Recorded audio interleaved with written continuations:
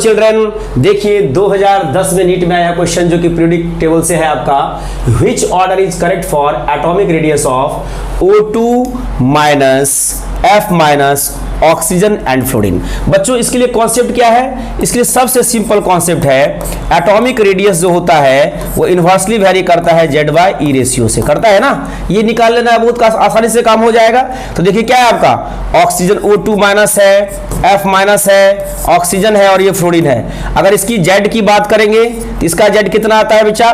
इसका आता है 8, इसका 9, इसका 8, इसका 9। क्लियर है? E की बात करिए, E की बात करेंगे तो ये 10 इलेक्ट्रॉन हो जाएंगे क्योंकि नेगेटिव है, तो 8 में 2 को जोड़ देना 10, 9 में 1 नेगेटिव को जोड़ना 10, और इसका तो E 8 रहेगा, इसका 9 ही रहेगा। अब Z बाय ई रेशियो देख लो, तो Z बाय ई रेशियो जब देखेंगे तो इसका कितना आएगा, 8 से 10 को डिवाइड, मतलब 8 को डिवाइड करेंगे 10 से 0.8, इसका हो जाएगा 0.9, इसका होगा 1, इसका होगा 1।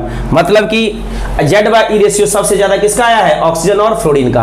अब ऑक्सीजन और फ्लोरीन में कॉन्सेप्ट क्या लगाएंगे? पीरियोडिक टेबल में देखिएगा, ऑक्सीजन के बाद आपका फ्लोरीन है, तब आपका नियन लगा हुआ है ना।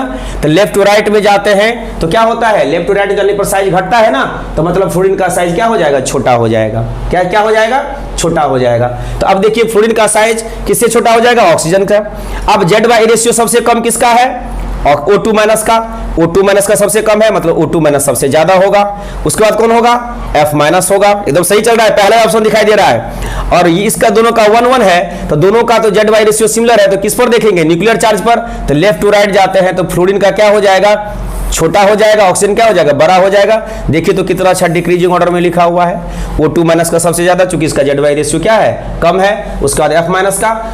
प्रॉब्लम आती है ऑक्सीजन और फ्लोरीन में, तो ऑक्सीजन का जो न्यूक्लियर चार्ज है वो आपको फ्लोरीन के रिस्पेक्ट में कम होता है, तो इसका साइज बड़ा हो जाएगा, फ्लोरीन का कम। Option number A is correct. Is it clear? Thank you.